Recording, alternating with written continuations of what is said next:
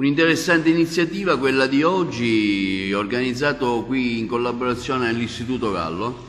Sì, l'Istituto Gallo stamattina ospita gli ambasciatori siciliani del progetto eTwinning, che è una piattaforma online di condivisione di progetti a livello europeo. Siamo orgogliosi di avere qua stamattina tante personalità che si occupano del mondo della scuola, orgogliosi anche che la nostra scuola ci vede protagonista con i nostri docenti di una formazione a livello europeo. Sono Loredana Messineo, sono referente pedagogico eTwinning per la Regione Sicilia. Mi occupo insieme al gruppo degli ambasciatori della Sicilia, appunto, della formazione eTwinning, della disseminazione. Il nostro compito è quello di aiutare i docenti ad iniziare questo loro percorso all'interno della comunità di pratica eTwinning